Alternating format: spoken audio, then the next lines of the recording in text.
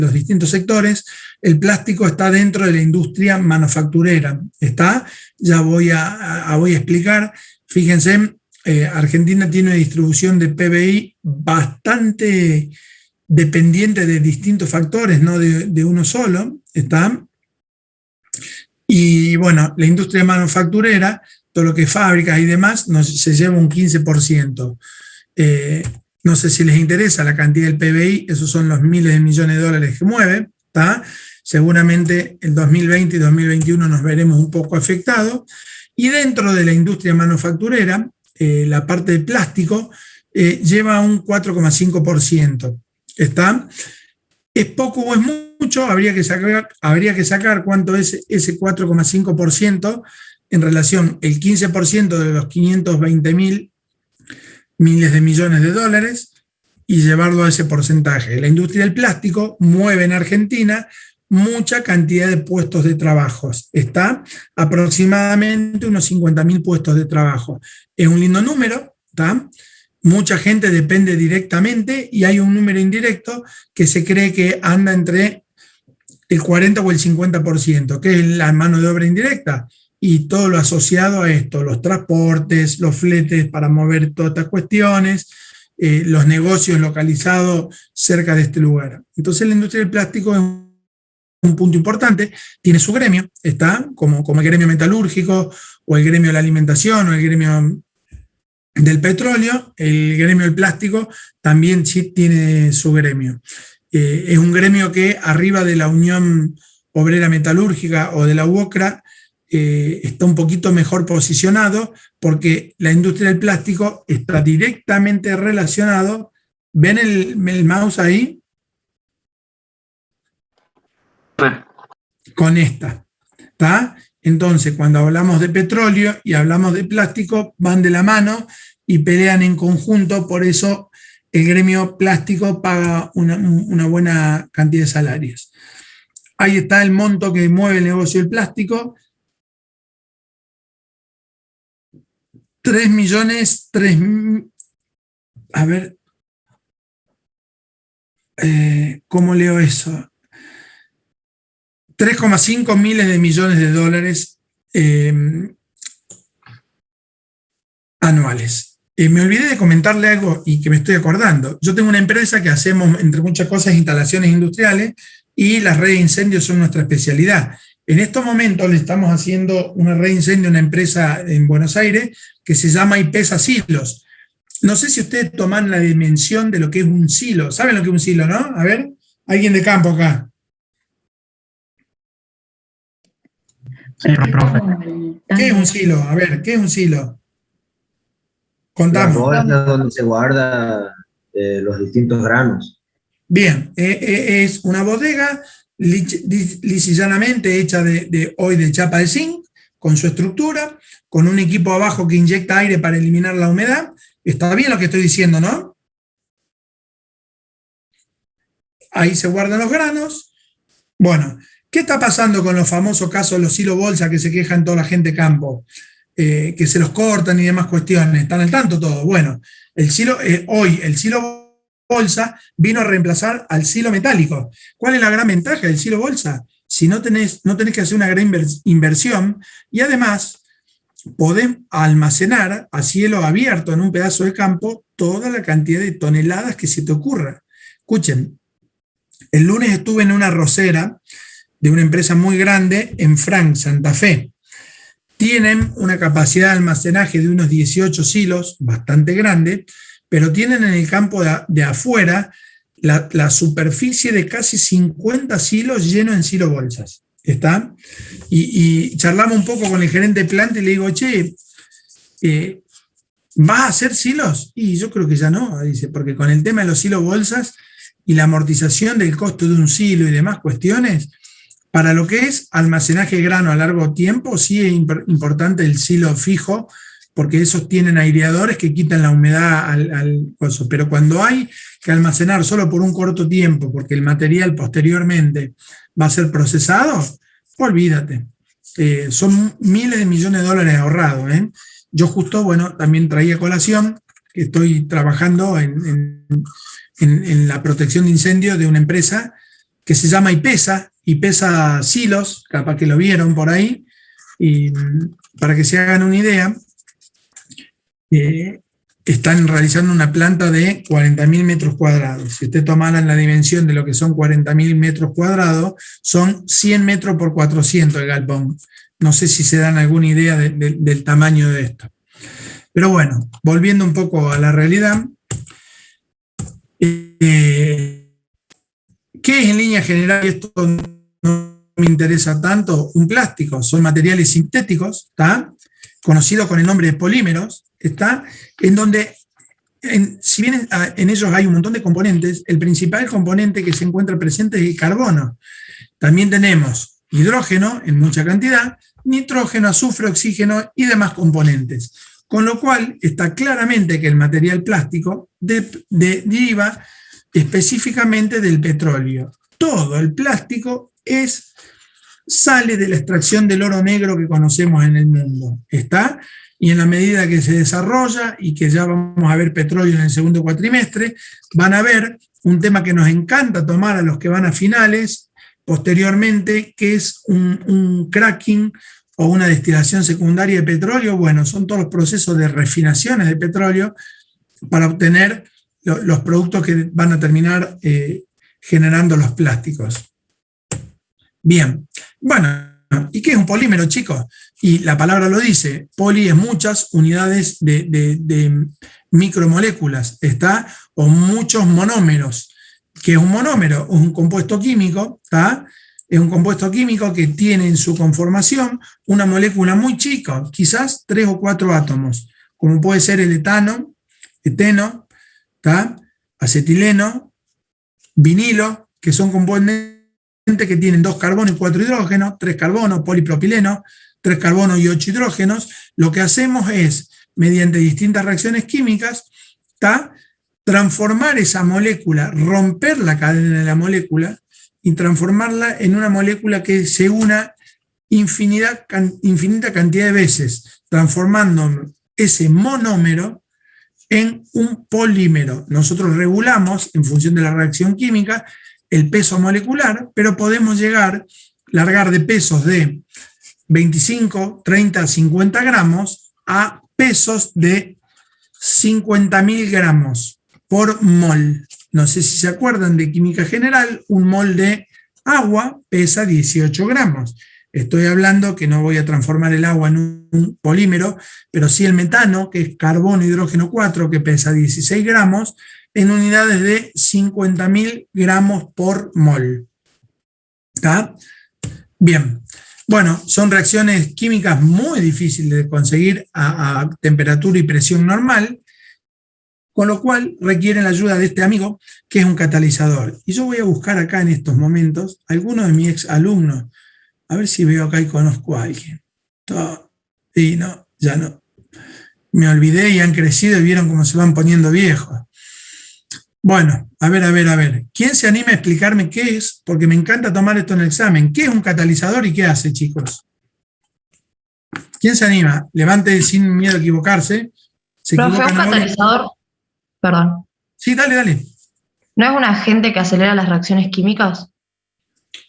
Sí, podríamos decir en química general no tan así, pero acá podríamos decir que es un agente que acelera las reacciones químicas. Pero también existen... Varía la energía de activación, profe, ¿verdad? Bien, ese es el término más correcto. Mediante la disminución de la energía de activación hace que reacciones que no se iban a producir se produzcan en un tiempo mucho más corto. Reacciones que duran días, meses o años, las solucionamos en 5 o 10 segundos. Viceversa, existen catalizadores negativos, que no es nuestro caso, o podría ser, que lo que hacen es elevan la energía de activación, ¿tá? Para que una reacción no se produzca, ¿tá? Eso es lo que hacen los medicamentos, en nuestro organismo. Elevan la energía de activación para las reacciones entre las bacterias y las demás cuestiones, para que nuestro proceso de generación de anticuerpos sea más rápido que el proceso en el cual el virus o la bacteria se desarrolla en nuestro organismo. Eso es un catalizador negativo. famosa vacuna del coronavirus. Lo que pasa es que a usted, ¿qué les importa el efecto bioquímico buscado en general? Pero lo que se busca bajar es la disminución o la disminución de la velocidad o el aumento de la energía de activación para que una reacción se genere a cabo. Entonces, nuestros microorganismos de defensa van a trabajar de tal forma de crecer más rápido que el virus y así le vamos a ganar. Por eso mismo está claramente que la vacuna no es un mecanismo que impida que ustedes se contagien, se van a contagiar. Lo que van a tener es una velocidad de crecimiento del virus tan baja que ustedes lisa y llanamente le van a ganar la batalla rápidamente. Aquel que no está vacunado, que no tiene esos anticuerpos, la velocidad de crecimiento de anticuerpos va a ser a menor a la del virus, son los que corremos riesgo. ¿Se entiende más o menos qué es un catalizador? No solo positivo, también puede ser el negativo. Yo puede ser que esté queriendo generar, por ejemplo, en una reacción competente un tipo de plástico y me compite con el otro y puedo agregar un catalizador negativo que impida que el plástico B se desarrolle en estos casos. ¿Estamos o no? Sí, profe. Bueno, y ya que toco el tema de catalizador, por ejemplo, está bastante de moda, tengo un plástico biodegradable. Bueno, escuchen bien, ya que voy a entrar a esa etapa. Necesitamos diferenciar bien entre un plástico biodegradable y un plástico compostable. ¿Qué es un plástico biodegradable? Un plástico biodegradable es un plástico que tiene en su interior un catalizador que ayuda a la descomposición del plástico con mayor velocidad que un plástico normal.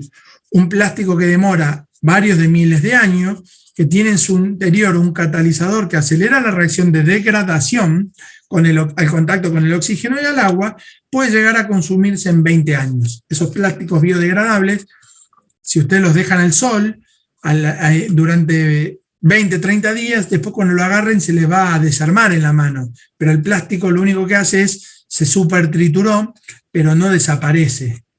¿Entendieron hasta ahí? Sí, profe. Ahora, ¿Esos plásticos suelen ser más caros por tener ese catalizador agregado? Estos plásticos suelen ser más caros, exactamente. Y a su vez de ser más caros, suelen no tener las mismas propiedades físicas duraderas en el tiempo. Por eso cuidado con eso y dónde van a elegir un biodegradable. ¿Estamos, no? Y un plástico compostable es aquel que puede ser digerido en forma natural por la naturaleza. ¿Qué quiere decir? ¿Saben lo que hice yo con la bolsita de plástico que se me trituró los otros días en la mano? La tiré, yo en el patio de mi casa tengo una compostadora. En la compostadora lo que tengo lisa y llanamente, tiro todo lo que es verduras y frutas que sobran. Tengo lombrices californianas y una vez cada 6 meses me saco 25 o 30 kilos de tierra de alta calidad en nutrientes, en nitrógeno y fósforo. Alguno de ustedes quizá lo hizo, o alguno de ustedes ya soñó con esa pavada, pero cuando se ponen viejos empiezan a tener tiempo. Yo no soy como ustedes que tienen tiempo para pirarse a los boliches, yo ya estoy en otra, entonces no me queda que hacer esta pavada. Bueno, ese plástico compostable lo tiré ahí adentro, porque las lombrices se lo van a digerir. ¿Por qué? Porque está hecho ese plástico con piel de maní. ¿Está claro o no? ¿Van entendiendo la diferencia los plásticos básicamente? Cuando hablo de comportamiento al ambiente, un plástico puro, un plástico biodegradable, que en realidad no se lo come nadie, queda en el ambiente, lo único que hace es se autotritura, pero sigue siendo plástico. Y el compostable no, lo transforma. O sea, profe, disculpe, ¿no? Pero el biodegradable contamina igual. Exactamente, el biodegradable es una gran mentira. ¿Está claro o no? Sí, profe. Bien. Ya que estoy acá, chicos, y vamos a hablar de mentira. Cuando decimos mentira hay que tomarlo con pinzas, son herramientas marketineras que usan las empresas para decir mi producto está compuesto por algo biodegradable. Y cuando el normal de la gente escucha biodegradable, lo primero que piensa es decir, qué bueno, esto se transforma en tierra. No. Esto se transforma en plástico triturado que va al ambiente. ¿Está? Es exactamente lo mismo. El compostable es el que se transforma en tierra. ¿Estamos? Y bueno, y ya que estamos en plásticos, el plástico, yo les digo, todos aquellos que trabajen con plásticos, hoy son mal vistos. Me mato de risa porque yo trabajé mucho tiempo en Narcor, en Converflex, y una persona que trabajaba con nosotros se puso una recicladora de plástico y el tipo me dice, el normal de la gente me ve como si yo fuera un traficante de droga. Y yo le digo, Ariel, ¿pero por qué?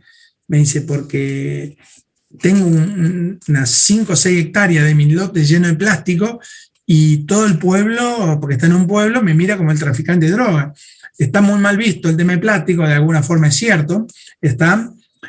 Y bueno, se puso de moda a nivel mundial algo conocido como la huella de carbono. Cuando uno dice que el Banco Interamericano de Desarrollo, el Banco Mundial y el FMI dan créditos a tasa cero a las empresas muy grandes, cuando uno logra disminuir la huella de carbono de un producto. Por ejemplo, quiero fabricar lentes. Bueno, ¿cuál es tu huella de carbono? Bueno, se empieza a analizar todo el combustible utilizado desde el inicio de la materia prima hasta un lente que llega al shopping y ustedes van y lo compran. Bueno, se hace un análisis, hay distintas ecuaciones que le permiten saber cuánto se gastó en materia prima, si el lente viene de China, un proporcional de gasto de combustible, ¿está? Para conocer una huella de carbono. Tiene un número, un valor. Cuando se disminuyen las huellas de carbono, las empresas empiezan a tener bonos verdes o distintas cosas. Bueno, ¿alguno trabaja en Coca, chicos? No. No hay ningún trabajo. Che, perdón, ¿no? ¿Alguien trabaja acá? Sí, profe. Vamos todavía. ¿Dónde trabajabas vos, flaco, que hablaste? ¿Dónde? Yo en la planta de Iveco.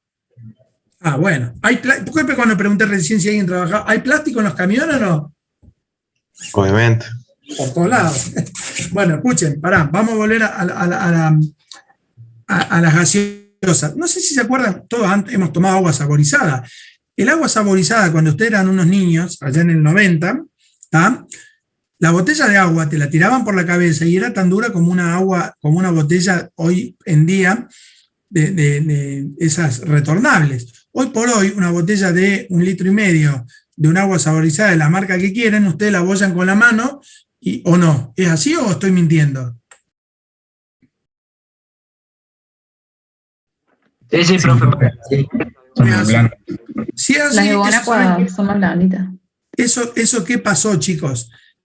Las primeras botellas de agua lo que buscaban es tener una estructura firme con una pared de 250 micrones. Cuando empezó a ponerse de moda el proceso de disminuir la huella de carbono, el problema más grande de la huella de carbono se lo lleva el envase, ¿tá? Y sobre todo no es lo mismo un envase de vidrio, que no tiene huella de carbono, que un envase de plástico, donde un espesor de 250 micrones que está aplicado a una botella te lleva todo el problema. Entonces lo que se empezó a hacer, y Coca-Cola se puso muy famoso, y lo cuento, es un caso muy conocido, porque empezaron por ejemplo, me acuerdo que allá en el cerro, donde ahora está el túnel de la Mujer Urbana, había como una plantación de coca, y fue famoso, coca apuesta a lo verde, y había un par de plantas, y insistían en su huella de carbono, porque disminuyeron el espesor de las botellas, y bueno, habían casi disminuido a la mitad la contaminación.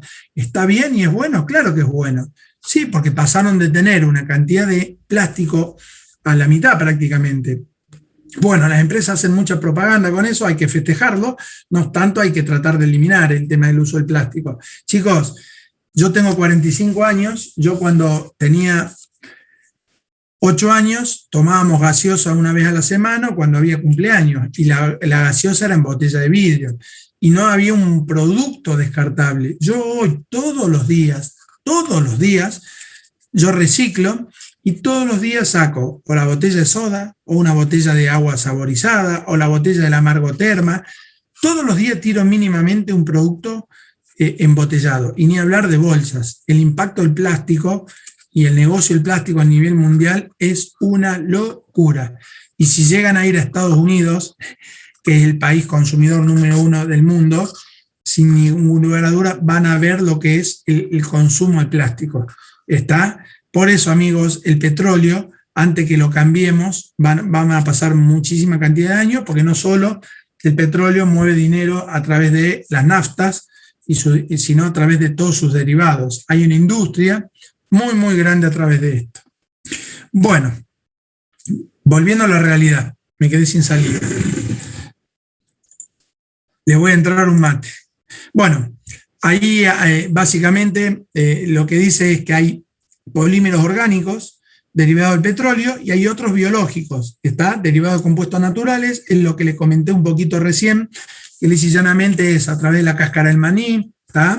A través de la harina de la soja, de la caña de azúcar, de la cáscara del trigo. Incluso hay algo asociado a nuestro amigo César, del suero de la leche de vaca. ¿Vieron que cuando hacen la crema o la manteca sale un montón de suero? A partir de ese suero se generan plásticos, ¿está?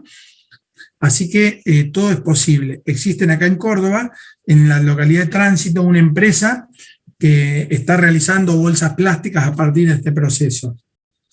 Es una lástima que no haya un apoyo real de parte del Estado para eliminar un poco la carga fiscal y transmitirle a este tipo de empresas un montón de beneficios para que se trabaje más en estas cuestiones. Les digo que si mañana quieren poner una empresa de esto,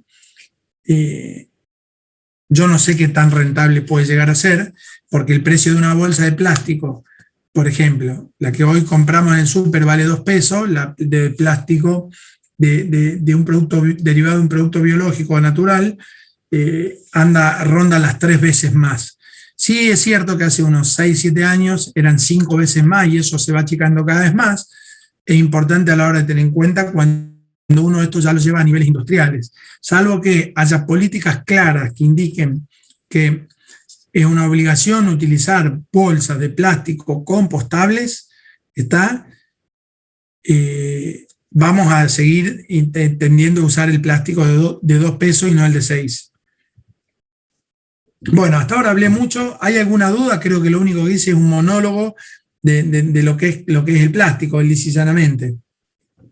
Profe, yo tengo una duda cuando mencionaba el plástico como proveniente del metano. Sí. ¿Eso cómo es? O sea, ¿está en el marco, digamos, de la economía circular, del metano que se genera, digamos, por efluentes y eso? ¿O se produce metano para producir plástico? No, vamos por partes, está muy bien. El metano tiene dos salidas a nivel mundial, de 2 lugares sale. El 99,99999% del metano sale de un pozo de petróleo a nivel mundial. ¿Por qué? Porque lo primero que va a salir cuando vos explotes un pozo de petróleo es metano. ¿Está claro, no? Es metano, etano, propano, pero su gran característica es el metano. Lo que se genera a partir de la biomasa, que lo deben haber visto ya, o ya todo el mundo sabe, a partir de la caca de vaca, caca de caballo, demás, es metano. Ese metano es muy pequeño y tiene otro gran problema. El metano que nosotros tenemos del petróleo, pasado por un destilador, tiene un grado de pureza del 99,999999999, todos los 9 que quieran. El metano que sale de un biodigestor tiene una pureza que no llega al 95%, con lo cual adivinen cuál se utiliza para generar polímeros. ¿Está claro o no? Claro, sí. Bien. Si bien estamos hablando del mismo metano, uno de los procesos más caros de la industria química es el proceso físico de la separación de componentes impuros, en este caso el metano ese. Por eso ese metano se utiliza en líneas generales para quemar, ¿tá? Tiene un 95% de pureza, lo utilizas para quemar, para mover generadores y generar electricidad, y no se lo utiliza para la generación de otros productos. Aparte que, como sale de toda la materia negra o gris de los animales, tiene mucha cantidad de azufre y nitrógeno y fósforo, y bueno, las contaminaciones para generar un plástico son bastante complicadas. Es prácticamente imposible pensar en eso. Gracias. Bien, ¿alguna otra duda, chicos? Sí, profe, perdón, una pregunta. Dale, todas las que quieras. Sí, ¿cómo son las características del plástico compostable en relación al biodegradable? Bien, buena pregunta. Mira, el plástico cualquier tipo de plástico que vos hoy encuentres en la naturaleza, olvídate por ahora del plástico compostable. Cualquier tipo de plástico que encuentres hoy en la naturaleza se puede transformar en biodegradable. ¿De qué depende eso? De la aplicación final del producto. Si vos vas a utilizar una cañería para llevar gas natural a alta presión, yo te diría que no pondría nunca un plástico biodegradable, porque lo que voy a intentar hacer es que eso dure a través de los años. ¿Está claro, no? Sí, profe. Sí.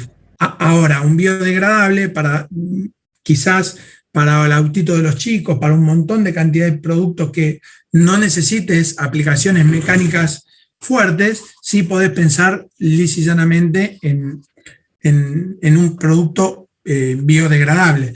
Las bolsas, todos estos compuestos hoy tienen componentes biodegradables para ayudar a que eso se degrade más rápido en el tiempo y no quede dando vueltas. Las botellas de plástico y demás cuestiones utilizan eso. Ahora, un compostable, tengo la triste noticia que darte, que la noticia que los plásticos compostables son utilizados en los últimos tiempos solamente en bolsas, y la linda noticia de que toda la industria 3D hoy utiliza impresoras en las cuales su base es un plástico compostable.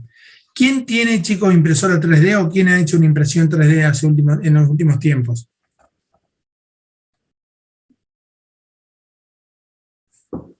Nadie.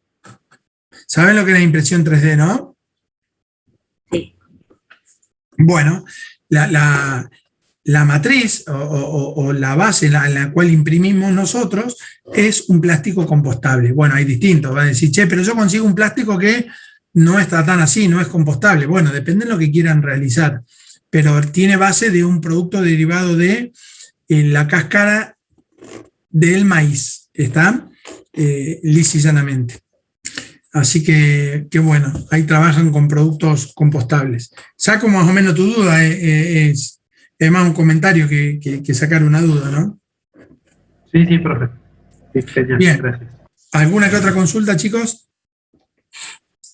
Profe, yo tengo una consulta con respecto a los polímeros a base de componentes orgánicos. Sí. En cuanto a las características de rentabilidad que tienen, pues yo estoy investigando un polímero a base de la semilla de la palta. Sí. Que la hacen triturándola y supongo que la mezclan con algún tipo de resina. Sí. A presión. Entonces, no sé si usted sabe o conoce tipo si es posible hacer, digamos, estos tipos de polímeros a base de componentes orgánicos como ser las semillas de la palta o bien, por ejemplo, la nuez que tiene el choclo. Sí. O si pueden reemplazar, digamos, los plásticos comúnmente que tenemos. Bien. Bueno, es una linda pregunta. Acá hay varias cosas. Ningún biocompostable va a reemplazar a un plástico cuando tenga que someterlo a condiciones de esfuerzos y durabilidad en el tiempo, por una sencilla razón, que se van a destruir con el uso y lo que queremos es que dure años y años. Con lo cual, para productos sometidos a presiones y demás cuestiones, hablar de un biocompostable o un compostable o algo es difícil. Pero sí, a partir de semillas se hacen tratamientos específicos y se pueden utilizar en plásticos que puedan ser reemplazados físicamente en su uso. O sea, hay que ver el uso, chicos. Esa es la respuesta, la mejor respuesta que te puedo dar. ¿Para qué lo vas a usar? ¿Para un soporte de un mate? Sí. ¿Para la parte de afuera de un termo? Y sí, ¿cuánto te va a durar un termo? 5 años, dale nomás. Para que no tengan contacto el termo que tiene la parte, los termos metálicos de Stanley que vienen doble superficie de metal y aislarlo para que la gente, bueno, sí, para eso sí, no sé si me explico. ¿Para una lapicera? Dale, claro que sí. ¿Cuánto dura la lapicera? Si les dura 10 años y se la meten en la boca, capaz que algún día se les termina consumiendo la lapicera en la boca, pero no es la idea de tener una lapicera que dure cientos de años. Entonces depende de hacia dónde queremos llegar nosotros para decidir qué poner en un plástico o no. No sé, ¿ustedes están investigando para la tesis o para algo? No, en realidad había investigado esto para esta materia, digamos, para el bioplástico a base de esta semilla de la palta, y después se me ocurre, digamos, como acá en Argentina es mucho más común tener maíz, pensé en la parte del centro del choclo, pero no sé qué características tiene que haber, digamos, para que un material orgánico pueda convertirse en polímero. Bien.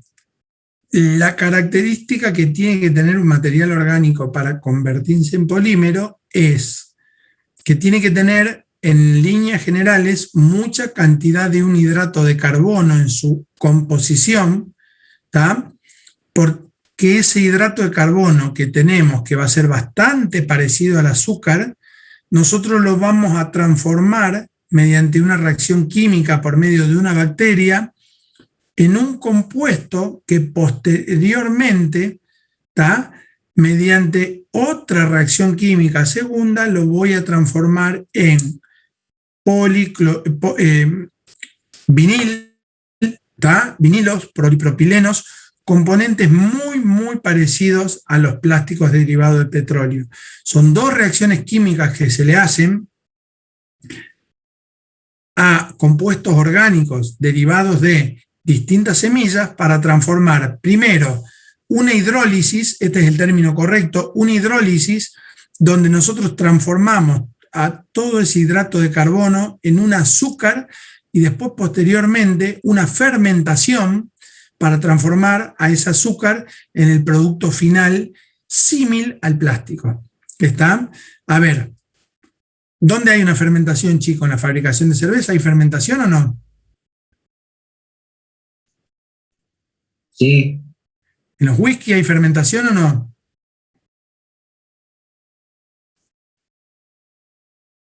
¿En los champán hay fermentación? Claro. Bueno, es algo bastante parecido. ¿En la fabricación de pan hay fermentación? Claro que sí.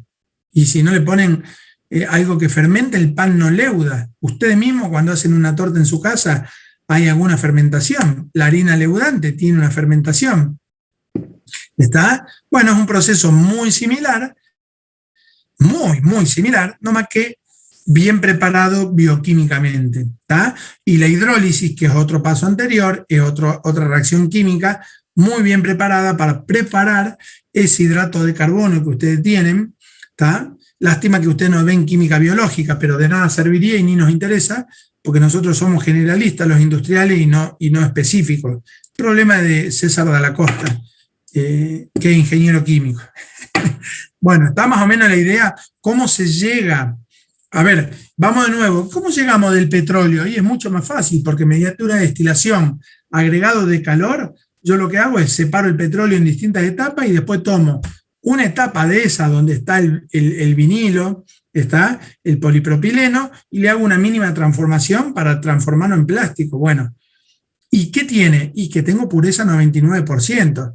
¿Qué nos pasa cuando te tomo un compuesto derivado de algún compuesto natural? Imagínate de la semilla de la palta, todo lo que vas a traer. Pulpa de palta, cáscara de palta, está adentro de la palpa, adentro de la semilla, parte de la semilla que quizá en no buen estado. Y todo eso, ¿cómo lo separás? Y bueno, no es fácil. ¿Está? La hidrólisis va a ser una importante parte, con un rendimiento no conocido, pero cuando hay reacciones químicas en el medio, el problema vamos de nuevo, chicos, para que entiendan bien la ingeniería química. Cuando ustedes hacen un proceso físico, pueden obtener purezas cercanas al 100%. ¿Por qué? Y porque físicamente hay distintos métodos que me permiten separar. Ahora, cuando meto una reacción química en el medio, agárrate, Catalina, porque las reacciones además de pretender, siempre que pretendo una reacción sola, tengo varias reacciones secundarias. Entonces empiezan a aparecer distintas cantidades de productos en el medio, lo cual hacen que mi producto esté contaminado. ¿Se acuerdan cuando en química general hablamos de rendimiento? Los que cursaron conmigo se habrán acordado, ya creo que no, que yo decía, cuando yo tengo una reacción que tiene el rendimiento arriba del 60%, estoy feliz y contento. La realidad es que una reacción química no tiene rendimientos mayores a eso, chicos. No tienen rendimientos mayores a eso, porque intermedio de una reacción química hay defectos de todo tipo, de temperatura, de presión, de la manija del operador que maneja la máquina. Hay infinidad de cosas, de la impureza que existe dentro. Entonces, los rendimientos no son buenos, cosa que de los derivados del petróleo no pasa, porque los derivados del petróleo largamos con productos que se separan físicamente. Linda pregunta para un examen, para cuando ya en el segundo cuatrimestre les dé petróleo y les diga cuál es la gran diferencia entre una destilación y una reacción química. Y que uno lisa y llanamente es un proceso físico, ¿tá? Y el otro un proceso químico, donde de ahí derivan producto único en un caso y infinidad de productos en el otro. Bueno, ¿alguna otra duda, chicos? ¿Está muy aburrida la clase? No, profe, va bien. No, profe, va bien. Bueno, vamos. ¿Qué es una polimerización? Es una pavada, ¿está? Es un proceso el cual a partir de un monómero obtengo polímeros de distintos pesos moleculares. La acción de la luz, calor o un catalizador realizan que un compuesto monómero se transforme en polímero, ¿tá?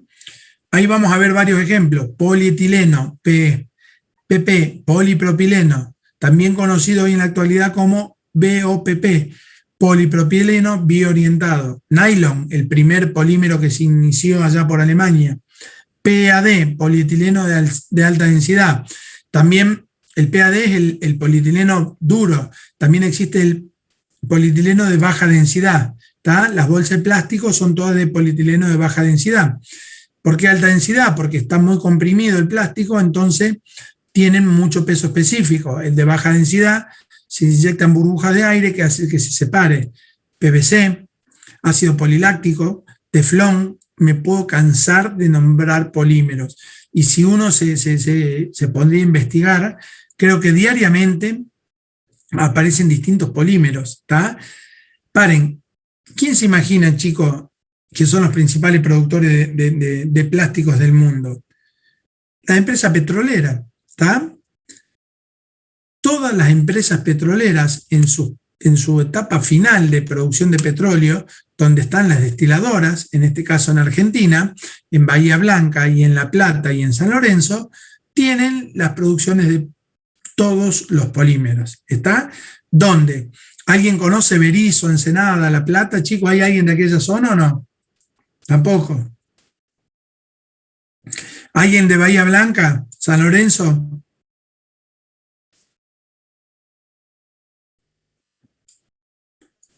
Se durmieron. Bueno, siguen durmiendo. Escuchen, ¿dónde nos encontramos entonces la mayor cantidad de fábricas de polímeros? DuPont, ¿tá? Que es una de las más grandes, Braskem, todas esas componentes, estas empresas están localizadas específicamente pegadas a las destilerías. Y Argentina, las destilerías grandes, está donde se trabaja el petróleo crudo para transformarlo en naftas, aceites y material de plástico, están ahí. Lo vuelvo a repetir, en Argentina están localizadas en Bahía Blanca, en el polo petrolero allá al sur de Buenos Aires, en La Plata, Ensenada, Berisso, prácticamente entre Capital Federal y La Plata, pegado al río, están, que si alguna vez van y vas en la autopista Buenos Aires-La Plata, la van a ver, es muy simple, y si alguna vez van en avión Córdoba-Buenos Aires, cuando no pasan arriba de la cancha de River y el avión los desvía y pasan arriba de la Bombonera, van a ver que toda esa zona se ven los depósitos de petróleo y todas las destilerías. Y en el otro lugar, que es un polo petrolero importante, es acá en San Lorenzo, un poquito arriba de Rosario. Esos no son los 3 lugares fuertes donde tenemos localizadas las plantas productoras de derivados del petróleo y plásticos. Bien, bueno, preguntas de exámenes, ¿tá? En definiciones que nos gusta siempre tomar. Los polímeros los dividimos prácticamente en 3 partes bien marcadas: el que es plástico propiamente dicho, y sus características, los termoplásticos y termoestables. Bien, tenemos que diferenciar bien claro qué es un producto termoplástico y qué es un producto termoestable, porque lisa y llanamente el termoplástico es un producto que, mediante la acción de la temperatura, podemos deformarlo y volverlo a utilizar. ¿Tá? Vuelvo a repetir, tienen en su estructura componentes que cuando yo le aplique temperatura, normalmente en forma indirecta, ¿tá? No directa, lo puedo deformar y volver a utilizar. Muchos de los plásticos se pueden deformar y volver a utilizar. Y en el otro caso extremo, ¿tá? Es el termoestable. Ahí son productos que son estables térmicamente, pero no se pueden volver a utilizar, porque una vez que logré su composición química, tomó una determinada forma, por más que haga lo que haga, no lo puedo deformar y volver a su posición. Todos los productos termoestables, todo lo que deriva de la electrónica es termoestable, por eso la basura electrónica no se puede reciclar. ¿Está claro? Una computadora y todas las plaquetas, un celular y todas las plaquetas no se pueden reciclar. Las llaves térmicas, todo lo que es llave que utilizan en su casa, o los materiales de electricidad, no se pueden reciclar. ¿Tá? Son productos termoestables, ¿tá? Que han tomado una composición química de tal forma, en líneas generales tienen cloro en su intermedio, que le dan propiedades de dureza muy buena y de conductividad y de adhesión, que les permite al plástico transformarse en un componente duro, rígido, pero imposible de reciclar. Entre los dos, la gran diferencia es que uno se puede reciclar claramente y el otro no. Y después existen en otra característica de plásticos, ¿tá? Productos elastómeros, ¿tá? Como son las gomas, ¿tá? Muchos de estos elastómeros derivan del caucho, ¿tá? Que no deriva del petróleo, pero hoy reemplazamos a todos los cauchos naturales que venían de precisamente la planta del caucho que se producía en Brasil, o se sigue produciendo en Brasil, y en gran parte de África, sobre todo en el sur de África, lo reemplazamos también por neopren, distintos plásticos que se obtienen derivados del petróleo. O sea que la línea de elastómeros, en los últimos años, los hemos también logrado quitar del petróleo, ¿tá? Ganando en un importante mercado del caucho. ¿Tá? Hoy, elastómeros como el neopren forman parte de una industria muy, muy importante en lo que es deportes, remeras y todas las demás cuestiones claramente marcado. ¿Tá? Bien.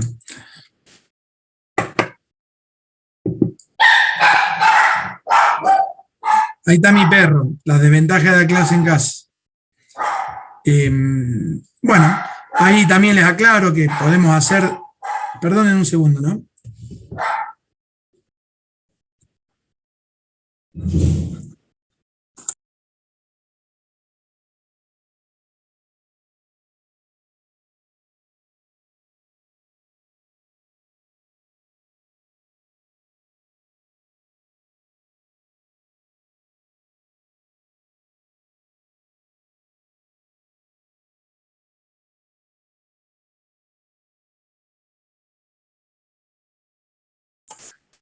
¿Me escuchan ahí, chicos? Sí, profe. Sí, profe. Sí, profe. Bueno, paren que... ¿Qué compartí ahora? A ver. Bueno. Ahí. Se fue la pantalla, ¿no? Sí, profe. Bien. Bueno, esto un poquito se los conté, de que también existían plásticos, los compostables, ¿no? Derivados de semillas y demás cuestiones. Lindo tema para la Argentina porque maíz somos de los principales productores a nivel mundial, soja ni les cuento, cáscara de maní, creo que somos el tercer país exportador de maní a nivel mundial. Y hay alguno, Hernando, nadie sabe, nadie hay de la zona del maní. Por favor, no puede ser. Hernando, Dalmacio Vélez Arfield, General Cabrera, ¿ninguno por ahí? ¿Nadie que conozca la historia del maní en Argentina?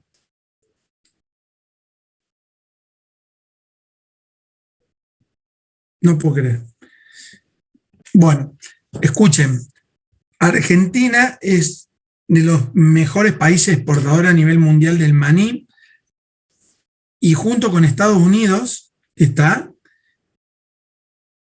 pelean ahí palmo a palmo. ¿Y saben dónde se produce el maní?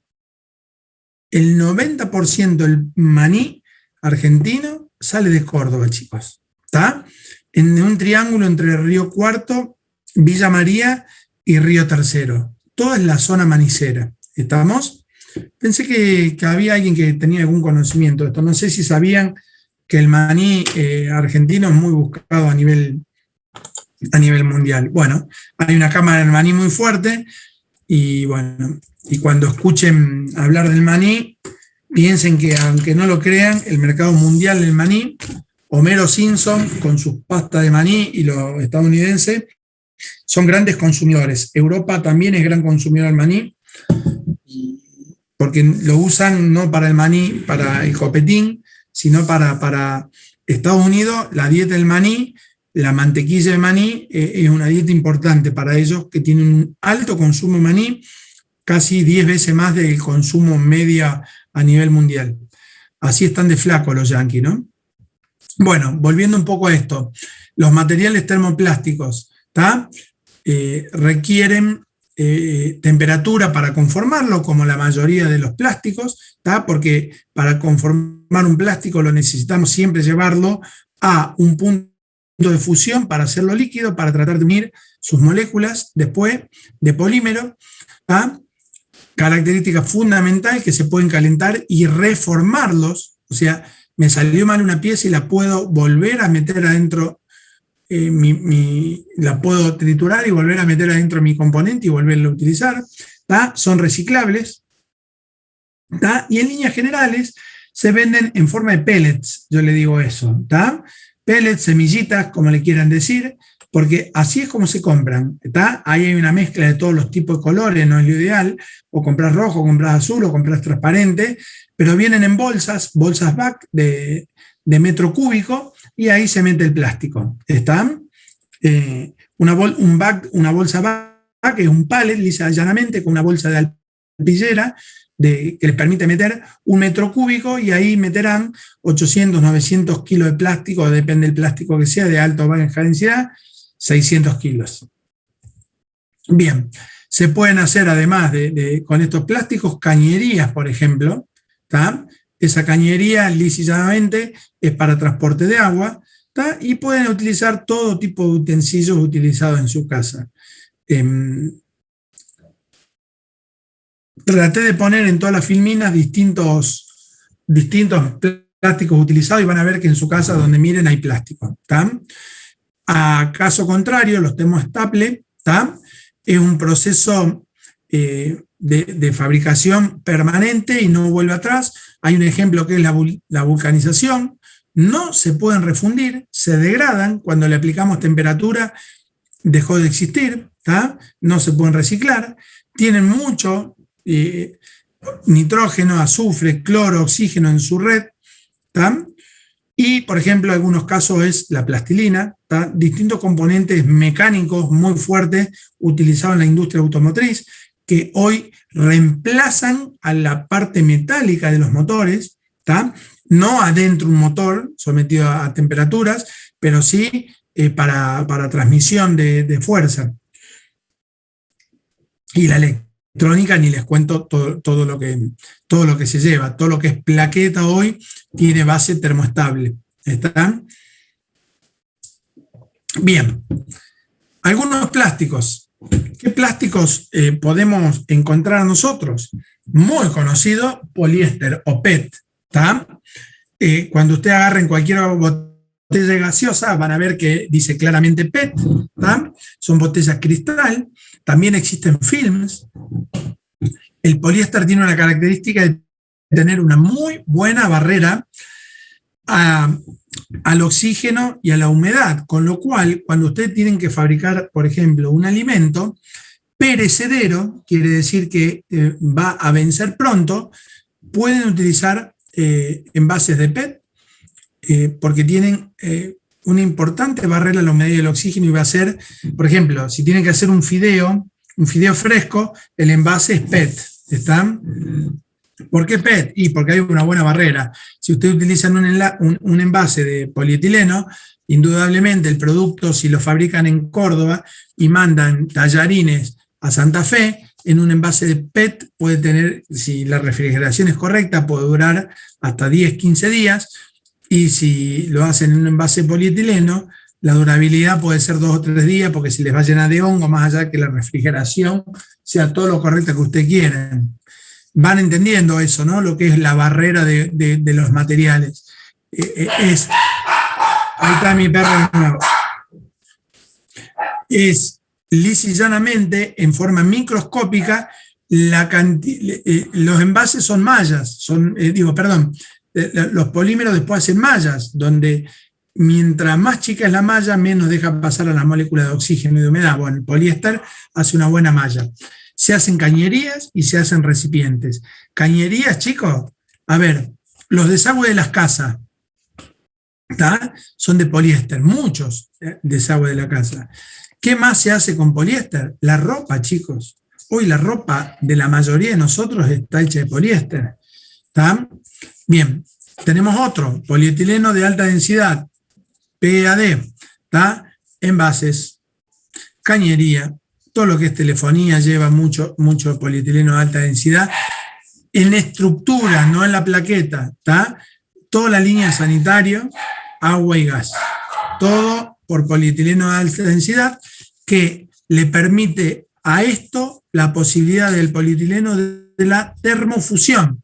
Alguien, bueno, no, ya sé que no contestan, pero cualquiera conoce lo que es una termofusora, la compran y en su casa pueden hacer la instalación de una termofusión tranquilamente para la cuestión sanitaria. Polietileno estándar, ¿tá? No tiene ni alta densidad ni baja densidad, es más parecido a baja densidad este polietileno. Se utiliza para film, bolsas, botellas no cristales, está la botella de lavandina, está distintos tipos de botellas, son utilizadas en polietileno.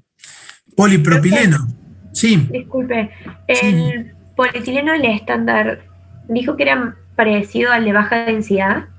Es parecido al polietileno de baja densidad, exactamente.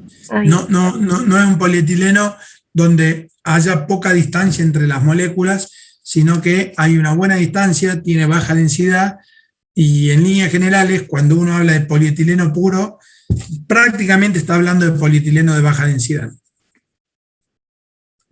Gracias. Bien.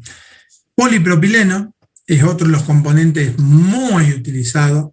Hoy diría que la joya del mercado es el polipropileno. Primero, jeringas, hilos, todo lo que es descartable y utilizado por nosotros, autopartes, paragolpes, packaging, cañería de agua y gas, reemplazando claramente a todo lo que es poliéster y polietileno. Y la gran característica fundamental del polipropileno es lo fácil que esto se recicla. Y a diferencia de los otros elementos, hoy ha entrado con mucha fuerza el polipropileno en la parte arquitectónica, porque a su vez tiene algo que no tienen los otros, es que este material es brillante, no es ni opaco, ¿tá? ni de características, entonces tiene brillo. Y el brillo, chicos, a los ojos vende mucho. ¿Tá? La cuestión de marketinera vende mucho. No es lo mismo un polietileno. Pensemos a ver, vamos a pensar en una botella de agua, la botella de Ayudín, que el amarillito es opaco ese amarillo, no tiene ningún tipo de brillo. En cambio los polipropilenos venden otra cosa. Es la joyita del mercado hoy. El polipropileno se viene avanzando y viene quitándole posición a todo el mundo. ¿Tá? PVC, policloruro de vinilo, se utiliza mucho para dar estructuras. ¿Tá? Este es uno de los plásticos termoestables por naturaleza, pero se utilizan para lo que fuera. Todo lo que es desagüe pluvial de una casa está hecho en PVC. ¿Tá? Esto normalmente va encastrado, no lleva ningún proceso hidráulico, no permite fuerza hidráulica. Pero les digo una cosa, si hoy yo hiciera mi casa de nuevo, no pongo más cañería de PVC. Voy con el polipropileno, que es una cañería marrón, un marrón rojizo raro, no sé si lo ubican ya. Y a la miércoles el PVC, las cañerías blancas esas que se rajan de la nada. Bien, y poliestireno, ¿tá? Esto es lo que se utiliza en la mayoría de platos, cubiertos y todo este tipo de cosas. Muy común hoy hablar a nivel mundial el reemplazo de los envases descartables como los cubiertos y platos por ácido poliláctico o derivados de plásticos compostables, porque lo que se piensa es que si uno está comiendo una comida light, como alguna verdura y demás cuestiones, en un plato compostable, al terminar, eso lo meto, más allá de que voy a tener un poco de restos de aceite y demás cuestiones, pero sigue siendo material compostable o degradable a la naturaleza, lo meto dentro de una bolsa compostable y lo entierro en la tierra y al cabo de 2 meses las lombrices se lo comieron. ¿Tá? El poliestireno es un producto complejo, muy delicado al tema del reciclado, pero bueno, sobre eso se está trabajando en lo que es reemplazo de productos compostables. Pero bueno, existe por todos lados. Bien. Profe, ¿le puedo hacer una pregunta? Sí, dale. ¿Puede volver a la filmina anterior? Así lo puedo leer. Sí. En el polietileno y en el polipropileno está como el ejemplo films packaging. ¿Qué diferencia habría entre uno y el otro? Bien, muy bien. Está buena la pregunta. En la tercera clase voy a ser bastante más específico porque ahí voy a hablar específicamente del packaging, pero mira, la diferencia claramente es la barrera que yo genere para el producto que quiera obtener al final. ¿Tá? ¿Dónde voy a usar un polietileno? Por ejemplo, en un envase de comida de perro, porque el polietileno lo que me permite es buena estructura física, pero mala barrera. Con lo cual, la comida de perro, ¿tá? Como tiene un consumo bastante rápido, utilizás un polietileno. Y le das estructura, la bolsa es más firme, no te importa tanto, viste que las bolsas de comida de perro, salvo la de marca esta top, como la ¿cómo se llama? Me olvidé, la Royal Canin, el resto es cosas. Y la bolsa de perro tiene una imagen hermosa, pero es bolsa blanca, ¿o no? Eso es polietileno. El polipropileno, ¿dónde se utiliza? Por ejemplo, mirá la galletita Oreo. ¿Brilla o no brilla el paquete? Sí. La calidad y bueno, y ahí tenemos un elemento que va al ser humano, es un producto que lo ideal es que no tenga tanto contacto con la humedad y el ambiente, ahí utilizas. Depende de la barrera que vos quieras, y bueno, y un poquito de la estructura también. A ver, es básicamente...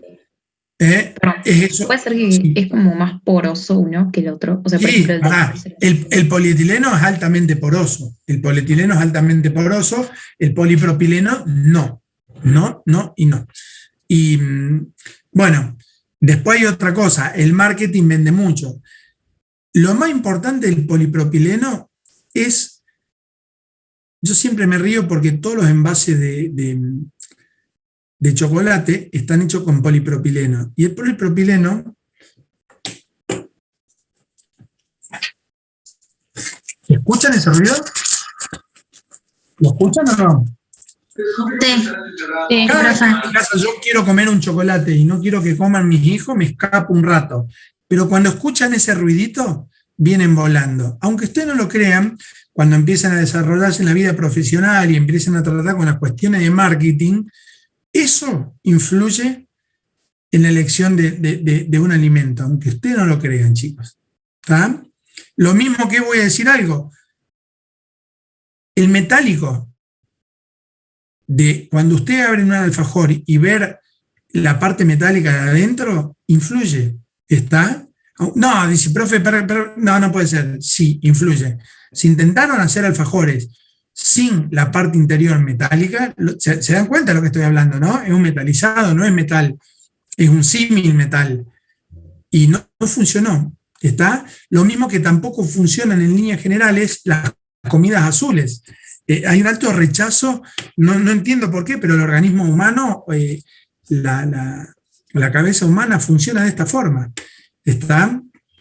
Y si yo les digo, chicos, de nuevo, un paquete de Oreo, y quizás le pongo la marca Oreo, le saco la marca Oreo y le pongo la misma galletita adentro de una bolsa de plástico envasada en el kiosco de la esquina, y yo no sé cuál eligen ustedes. Yo tengo claro que si no les decimos nada, eligen la Oreo de acá a la esquina, si les mostramos. Pero si después les decimos que es exactamente lo mismo, no lo pueden creer. Bueno, toda esta cuestión es la que estudia el marketing y que ya en la tercera clase vamos a hablar, pero el lisa y llanamente va sobre eso. Me extiendo bastante en la respuesta, pero bueno, trato de transmitirle lo que viví no solo en la ingeniería, sino en todos los procesos. Bien, ¿alguna otra duda? No, profe, gracias. Bueno, bien. Bueno, ¿qué ventajas tenemos con el tema de los plásticos, chicos? Y el plástico tiene un costo relativamente bajo. ¿Por qué?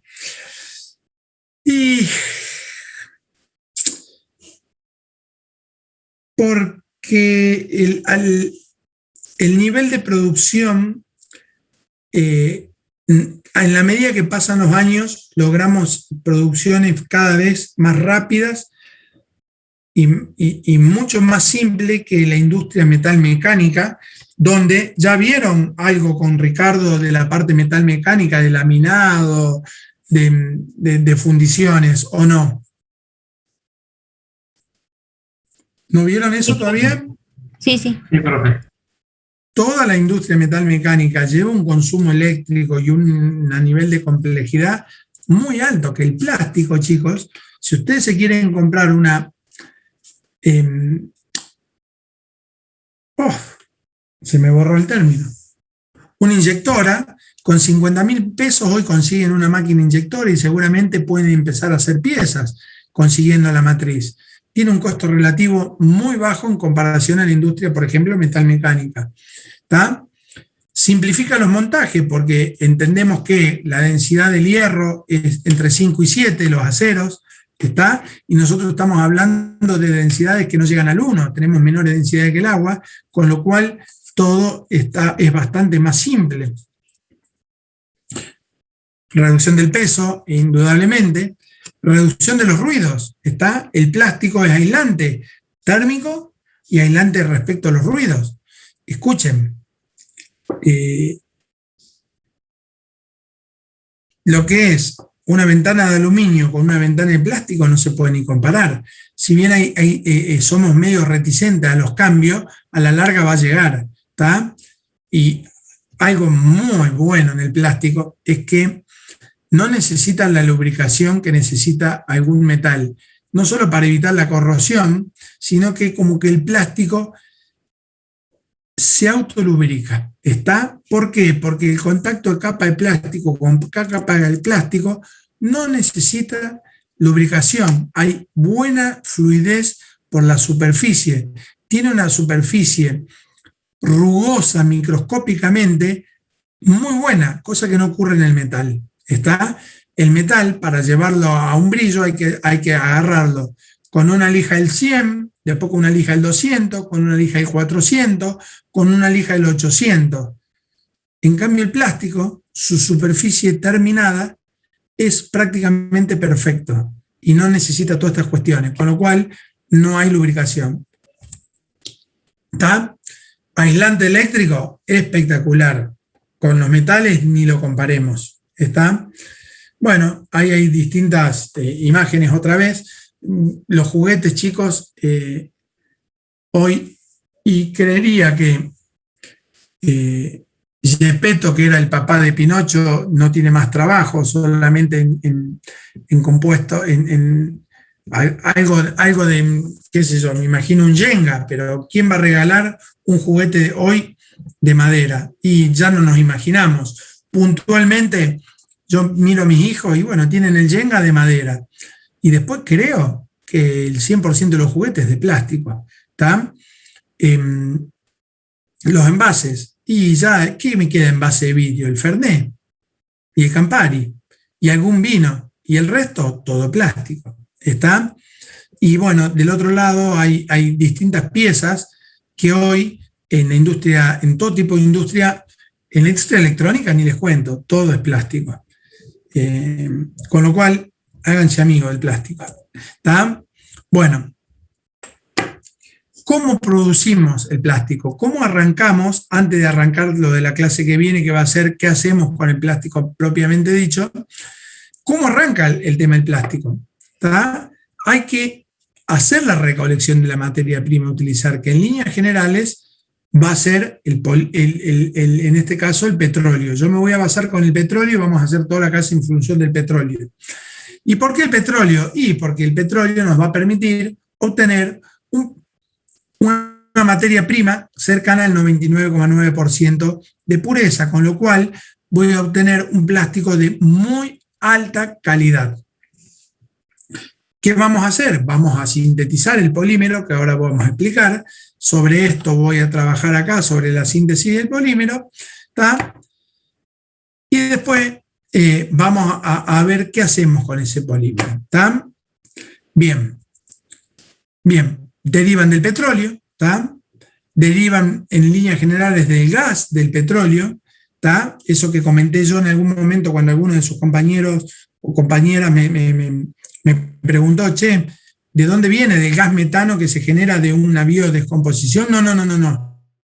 Del gas metano de acá. Porque cuando nosotros logremos una perforación, ¿tá? Vamos a obtener metano en alta pureza. ¿Tá?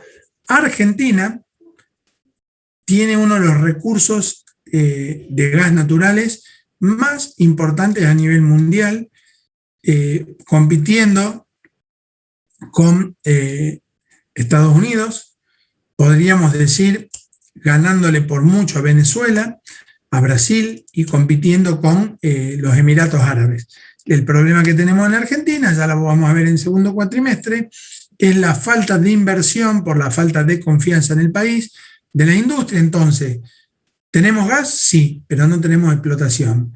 No tengo ningún color político, voy a criticar fuertemente a Venezuela, pero sin ningún político. A mí Macri me nefrega y Fernández me nefrega y Cristina me nefrega, por las dudas, pero como voy a criticar a Venezuela, no quiero que alguien de acá se ofenda si tiene algún parecido a Cristina o a Alberto.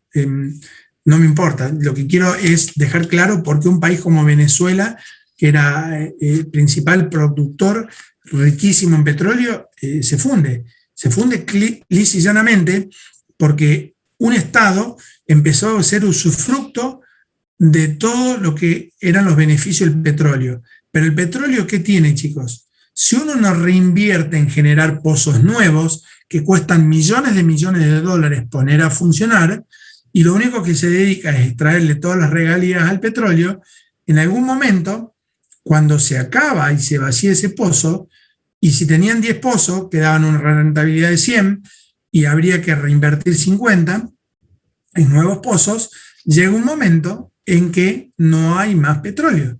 Y cuando no hay más petróleo, vos decís, ¿y cuánto necesito ahora? Y ahora necesito 500 para los nuevos pozos. Y bueno, ese es el caso, lisa y llanamente así, en grosera forma, contado del problema de Venezuela. ¿Está? Y nosotros acá tenemos Vaca Muerta. Bueno, pero Vaca Muerta es un yacimiento. Y si no logramos hacer todo lo que ven en la foto ahí, pozos y extracciones, no vamos a tener un buen camino. ¿Está? No sé si entienden un poquito cuál es la problemática del petróleo. Y el petróleo hay que extraerlo. Si no se hacen las inversiones para extraerlo, no. Si no se hacen las inversiones en Argentina para gas, vamos a tener que seguir importando gas de Bolivia, porque si no tenemos los gasoductos y todos los sistemas preparados, y bueno, si los gobiernos utilizan la regalía del petróleo para darle comer a un pueblo pobre, en vez de invertirlos para generar más cantidad de trabajo, seguimos en problemas estructurales que van a generar una Argentina cada vez más pobre, chicos. Independientemente del color político, les vuelvo a explicar, para que no queden dudas, Macri, Menefrega, Alberto Fernández igual, y todos los que vengan adelante igual. Lo que me interesa es tener un país próspero y fructífero, en donde de las regalías del petróleo, mucho se utilice para dar mano de obra y volver a reinvertir. Si no, vamos camino a Venezuela, que yo lejos estoy de querer ser como Venezuela. Tengo una empresa en donde somos 60 empleados y tengo 10 venezolanos trabajando, ingenieros, contadores y demás cuestiones que vienen a trabajar por 50.000 pesos, chicos. ¿Está? Vienen a trabajar por poquitos dólares, por así decirlo, $350 reales. ¿Está? Cuando cualquier persona en Estados Unidos, una persona que trabaja en un hotel gana la mónica suma de $1.800 por mes. Saquen sus conclusiones y imagínense como quién deberíamos, por lo menos hacia quién tenemos que apuntar ser como país. ¿Está? Y vuelvo a explicarlo, no quiero interferir en cuestiones políticas, no me interesa quién esté arriba, sí me interesa un país donde pueda vivir y proyectar para mis hijos. Y poder seguir tomando Fernet juntándose con los amigos. Pero bueno, volviendo a los plásticos y su problemática, y bueno, ¿podemos conseguir otros plásticos? Sí, a partir de la celulosa de algodón, de la cáscara del maní, del aceite de semilla, de derivados, ¿está? Sí, claro. De la semilla de palta, claro que sí. ¿Estamos? No van a ser objeto de nuestro estudio. Sí va a ser un objeto de nuestro estudio y preguntas de exámenes, el resumen de lo que voy a explicar acá. ¿Cómo producimos un plástico, chicos? Sobre esta filmina vamos a estar trabajando los próximos 15-20 minutos hasta que termine la clase, o media hora. Yo a las 8 corto, por eso arranco a las 6, porque después a las 8:30 doy clase de nuevo. Bueno, ¿cómo es el proceso de obtención? ¿Está? Lisa y llanamente, ¿está? Arrancamos de un monómero, como puede ser metano, etano, propano. Escuchen, si estamos hablando de polipropileno, ¿de dónde viene el polipropileno? Del propano, ¿está? Que es otro gas que sale del petróleo. ¿Está? El vinilo viene del etileno, que es el segundo gas, o el polietileno, viene del otro gas que viene junto con el metano. Pero para estos monómeros hacerlos reaccionar entre sí, necesitamos un solvente. ¿Está? ¿Qué va a hacer el solvente? Simplemente va a permitir que el monómero tenga movilidad o lo va a ayudar a que un monómero entre en contacto con otro. De tal forma que mediante el contacto y la ayuda de un catalizador, como está indicado acá, empiecen a unirse la cadena y empiecen de un propano con otro propano, formen ya dos y así se sigan chocando y 3, 4, 5, 6, 7, hasta 500 veces que se repitan, 600 veces o 1000 veces hasta que yo lo quiera cortar eso para definir el tamaño de polipropileno o polietileno o policloruro de vinilo, lo que usted quiera. ¿Está? Me gusta preguntar en el examen si el solvente participa o no participa en la reacción. Claramente, en un proceso de polimerización, el solvente lo único que hace es ayuda a que la reacción se genere, pero no participa, no es parte de la reacción. Lo único que hace, está presente para ayudar el contacto de los monómeros. Es un componente que es una ruta para que los monómeros choquen entre sí. ¿Qué hace el catalizador? El catalizador baja la energía de activación para que no necesitemos condiciones tan extremas dentro del reactor y una reacción que naturalmente no se generaba, con un poquito de presión y temperatura se genere. Si no hubiera catalizador, esa reacción demoraría quizás días, meses o años. El catalizador va a generarla, que la reacción se genere en 5 o 10 segundos. ¿Está? ¿Qué pasa dentro del reactor? Eso que ven ahí son paletas agitadoras. El agregado de catalizadores, solventes y monómeros van a hacer que los monómeros empiecen a chocar entre sí, y variables que van a gobernar nuestros procesos acá van a ser, uno, la característica del solvente, ¿está? El solvente tiene que ser el adecuado, depende del componente que yo vaya a utilizar, y los niveles de pureza del solvente, porque si hay impurezas pueden llegar a complicar la naturaleza de la reacción. Otro, la característica del monómero. Si el monómero utilizado tiene cantidad de impureza, van a hacer que la reacción se corte en determinados momentos, obteniendo polímeros de distintos pesos moleculares, dados porque las impurezas del monómero generaron que el polímero termine de cortarse a un peso molecular muy distinto al por mí deseado. La característica del catalizador, porque este me va a permitir que en función del catalizador utilizado, ¿tá?, yo pueda trabajar a una temperatura y presión deseada. Lógicamente, una cuarta característica acá es la agitación, fundamental para que exista contacto, porque una reacción química no se da si no hay contacto. Que para el contacto ayuda el solvente y ayuda también la agitación. La agitación debe ser tal que permita contacto, pero tampoco debe ser extrema, que permita que se forme un vórtice y lo único que hacen las moléculas giran como loco alrededor del reactor como si fuera una licuadora. No necesitamos eso. Necesitamos una agitación tal donde el régimen no sea turbulento, pero tampoco sea laminar, sea un régimen intermedio, en donde el cual permita que la molécula se entre en contacto una con la otra. Otra característica es la temperatura, ¿tá? Debe ser adecuada para la reacción, según los estudios. Y otra característica es la presión, ¿tá? En las reacciones químicas siempre trabajamos con presiones y normalmente en los procesos de polimerizaciones las presiones suelen ser bastante altas, bastante más altas que la presión atmosférica. Hasta acá, chicos, ¿hay alguna duda de este proceso donde empieza la reacción a generar el polímero? Profe, disculpe, ¿podría repetir lo del solvente, puede ser? Bien. ¿Qué hace el solvente? Estoy tomando un mate porque me quedé sin saliva. ¿Qué hace el solvente? Es el medio mediante el cual los componentes utilizan para entrar en contacto entre sí. Vamos de nuevo. Una pintura. ¿Cuál es el solvente para aplicar una pintura? ¿Thinner o no? Sí. ¿Para qué le aplicás thinner? Si el thinner después, ¿sabe qué pasa cuando la pintura se seca? ¿Se evapora o no? ¿Es cierto lo que digo o no? Bueno, lo que hacemos con el solvente acá, precisamente, es darle al monómero una propiedad para que se pueda unir entre sí y siga estando al vivo, como pasa con la pintura. Le agregás solvente, le das una viscosidad deseada y la podés aplicar a la pintura. Bueno, en este caso damos una viscosidad deseada para que los monómeros entren en contacto entre sí, se choquen y se peguen y es un medio que ayuda al contacto de los monómeros. Vos fíjate que lo que voy a explicar acá, mirá, los solventes son hidratos de carbono,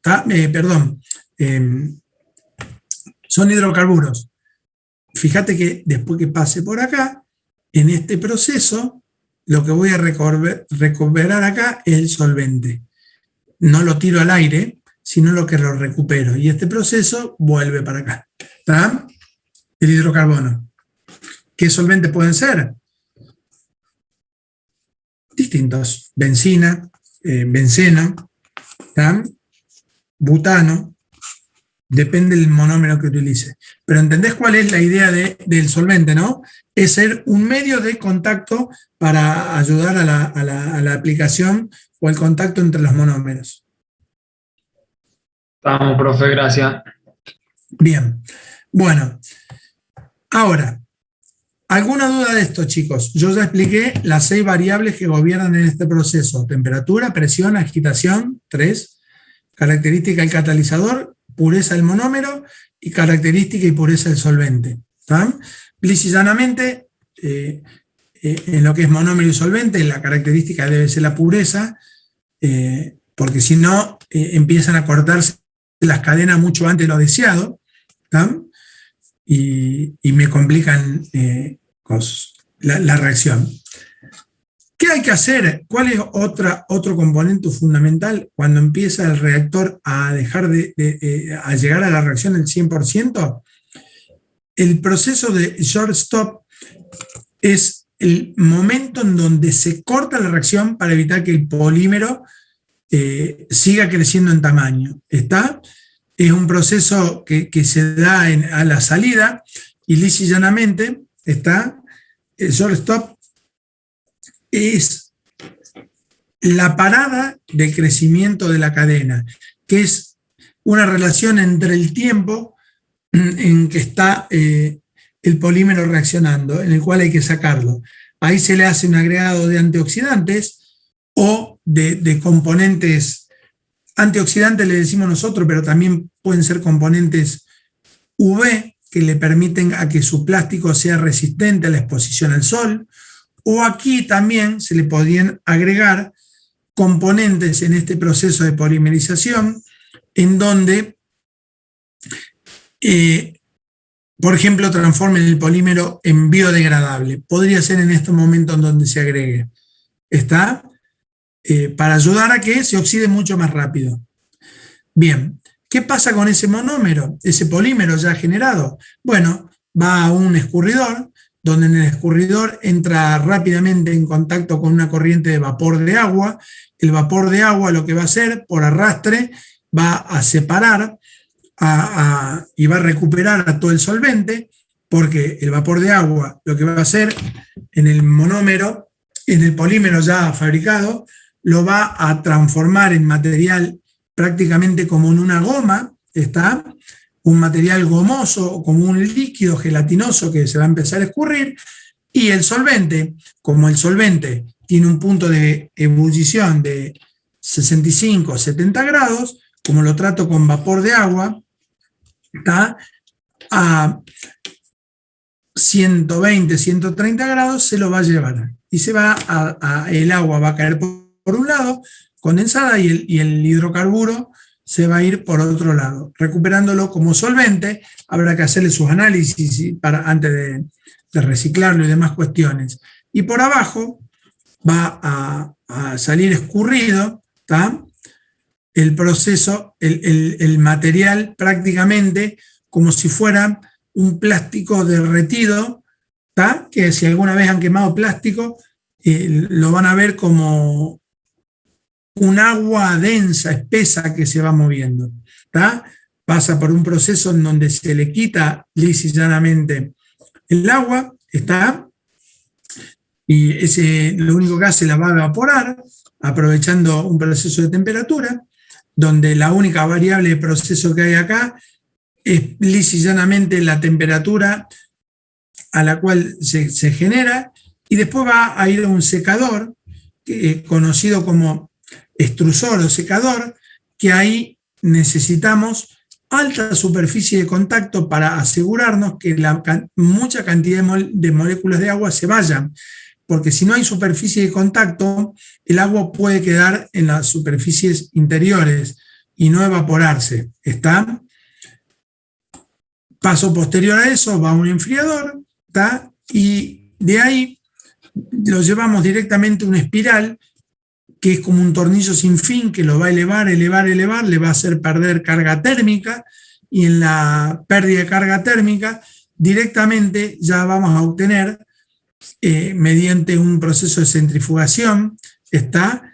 Y corte ya las partículas tipo pellets, ¿está? Como lo vimos en una foto anterior, o como alguna vez hicieron la visita de Coca, chicos, ¿ya ustedes o no? ¿No fueron a Coca este año o el año? Bueno, hace 2 años. ¿Cómo hacen las botellas de PET? ¿Le mostraron cómo viene el plástico? Era como unos tubitos que lo soplaban. Ah, bien. O sea que le han mostrado, pero yo ahora lo que voy a hacer, a ver, voy a buscar en internet, que es la forma más fácil.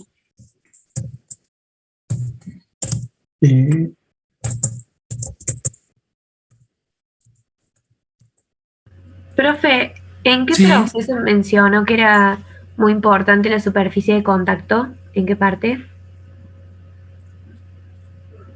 Dame un segundito, déjame que me familiarice con, te quiero mostrar.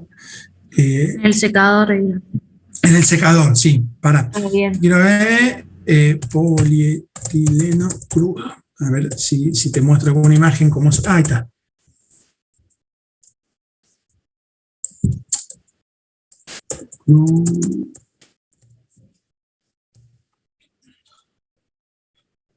Profe, te está buscando en Google porque creo que estamos en PowerPoint. Sí, está muy bien. Bueno, así es como sale de la máquina. Ahí te comparto, ¿lo ven ahí? Así es como salen lisa y llanamente el polietileno, ¿está? En pequeñas bolitas o pellets, ¿está? Granus, pelotitas, pongan el nombre que quieran. Y esto es polietileno claramente sacado del proceso de fabricación. Sobre esto es lo que nos entregan a nosotros DuPont, ¿está? Braskem, que Braskem es de la petrolera Petrobras, ¿está? Todos quienes fabrican cualquier plástico, esta es la materia prima en la cual nosotros la semana que viene vamos a estar hablando. Vamos a estar trabajando sobre ya con el polipropileno o con el polietileno ya como producto, ¿tá? Hoy hablé desde que iniciamos, desde una petrolera hasta obtener esto. ¿Estamos hasta ahí? Bien. Escuchen, si me escriben por chat, yo soy viejito y no me da la cabeza para... El que quiera hablar, levanta la mano si para eso estamos. Pero no me escriban por chat porque no lo leo, chicos. No me da la cabeza para las dos cosas juntas, no se rían. Porque es difícil dar clase sin verlos. Yo estoy concentrado sobre las filminas y lo que digo, y necesito que me hablen, no tengan ningún problema. Necesitamos solo preguntar en los exámenes las variables de proceso dadas en un reactor. ¿Está?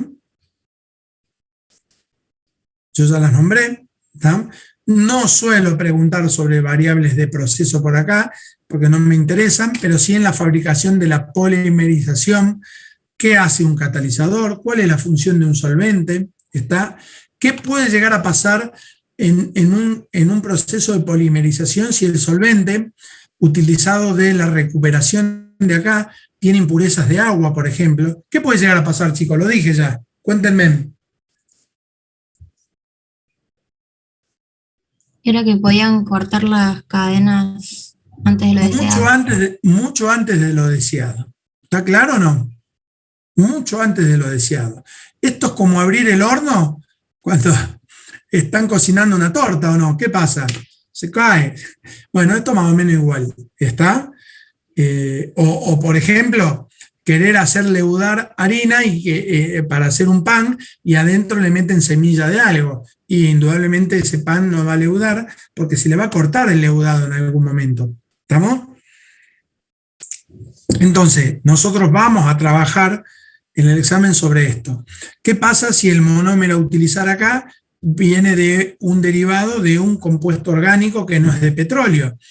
Lo puedo meter en este reactor y lisa y llanamente, seguramente voy a terminar con cadenas que salgan por acá totalmente irregulares, con cadenas de pesos moleculares de 40 o 50 gramos por mol a 300, 400, con lo cual más que un polipropileno voy a tener un multipropileno, algo que no existe, un plástico donde seguramente va a tener conformación plástica, pero no va a tener ninguna propiedad estable a lo largo de todo el sistema. Me van agarrando ahí, chicos, ¿no?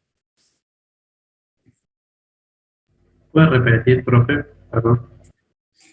¿Qué pasa cuando yo utilizo un monómero acá, derivado de un componente que no sea del petróleo, que tenga alta cantidad de impurezas, como comenté anteriormente?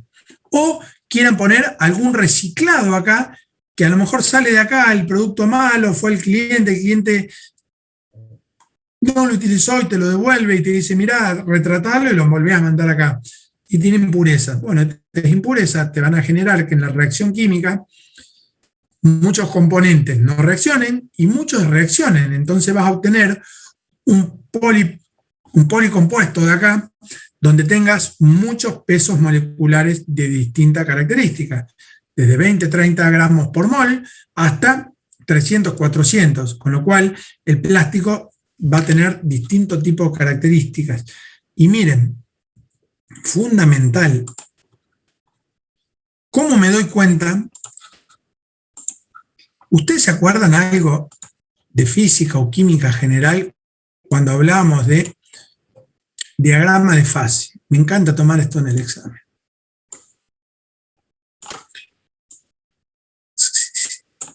Acá tengo en este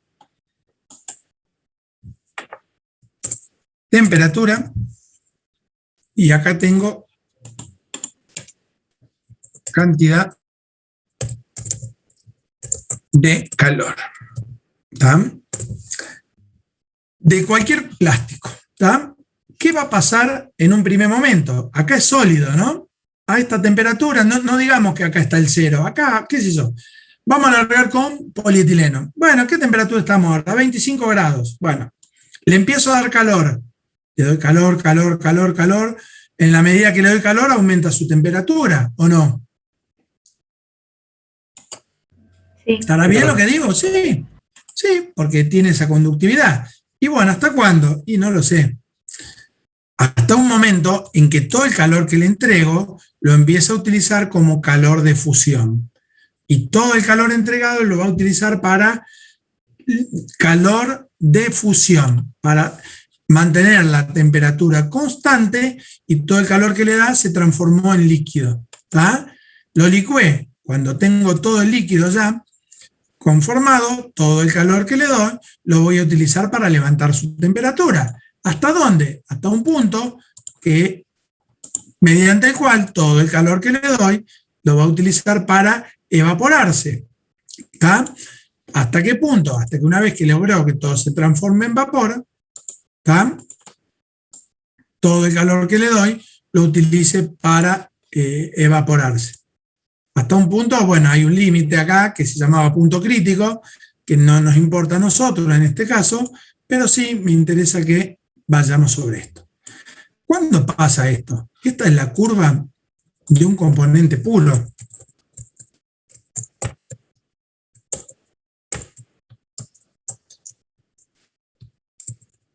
Ahora, ¿qué pasa cuando un componente es impuro?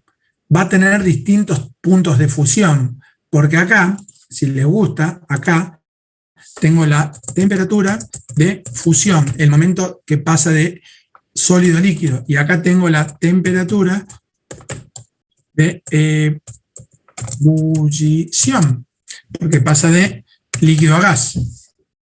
Bueno, ¿qué pasa cuando tengo plásticos donde en su interior hay impurezas?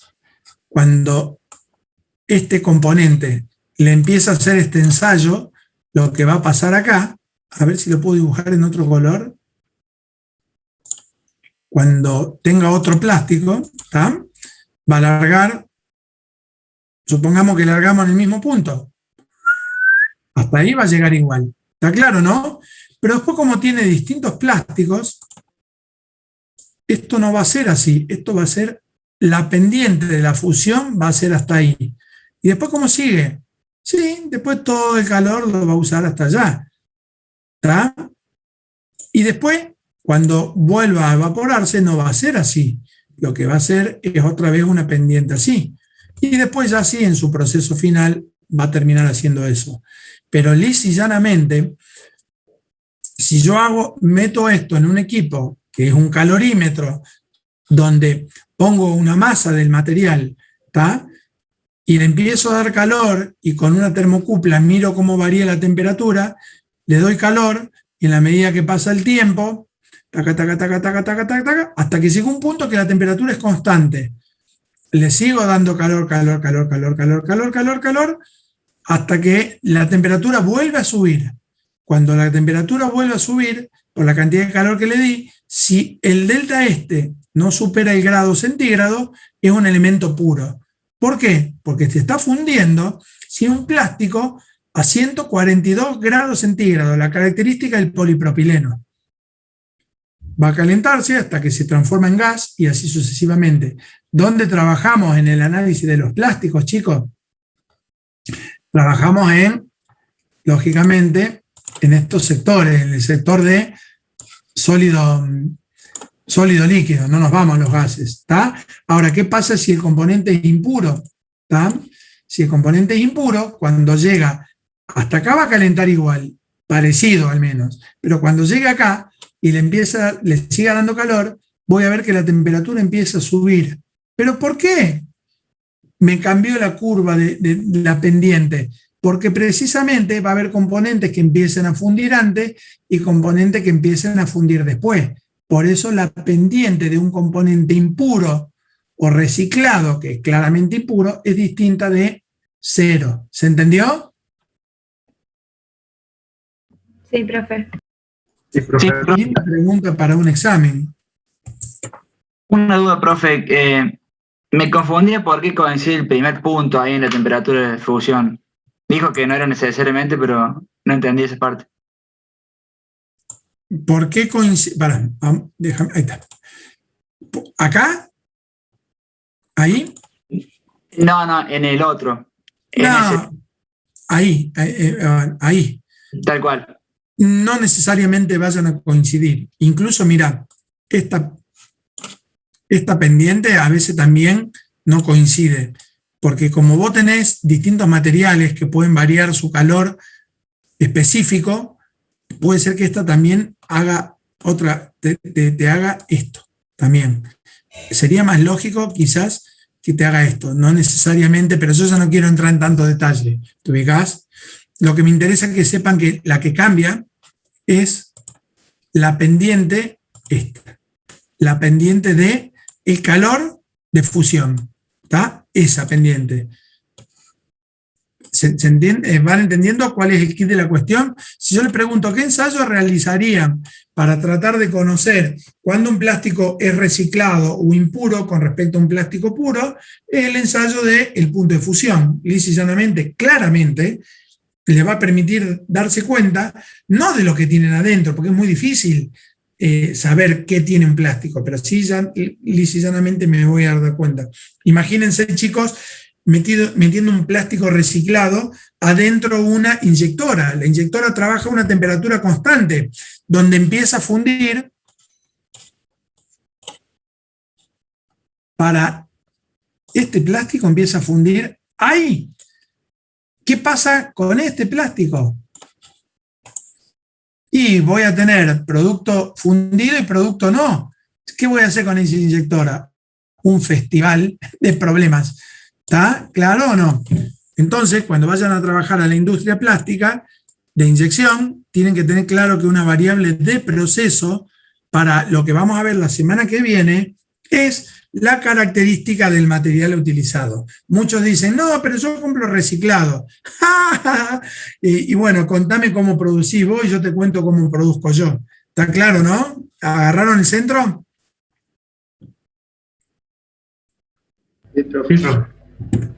Bueno, escuchen.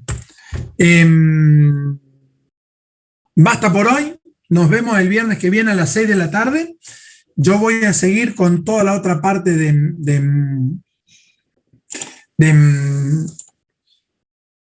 lo que es plásticos. Ya vamos a ver inyectoras, vamos a ver sopladoras, vamos a ver extrusoras. Por ejemplo, un caño de plástico se hace mediante extrusión, mangueras y demás cuestiones. Y ya vamos a cerrar toda la parte de plásticos para en una tercera clase meternos de lleno en el tema de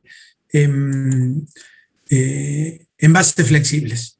Y bueno, y después será el primer parcial, pero eso será otra cuestión.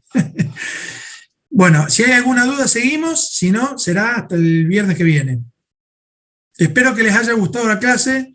Creo que al igual que César y Ricardo le ponemos mucho empeño en esto. Sí, profe, estuvo bueno, se entendió todo. Muchas gracias, profe. Sí, profe, se entiende bien. Gracias. Bueno, gracias chicos. Estamos al habla. Un abrazo. Chao, profe, gracias. Profe, buen fin de. Muchas gracias. Quien quiera hablar, no hay ningún problema, te escucho. La Sí, claro. reacción de polimerización, ¿dijo que íbamos a estudiarla únicamente en estado líquido? ¿Gaseoso no nos metemos en eso? No nos metemos no en estado gaseoso. Ah. No, está claro. Bien, gracias. La curva esa que dibujé ahí al final, vos trabajás. A ver. No, mira. pero de todas maneras existirían, digamos, por ejemplo, solventes o catalizadores. Sí. Toda esta parte se puede trabajar ahí, pero nosotros no. Déjalo para cuestiones más amplias, digamos. Nosotros por ahora no. Bien. Gracias.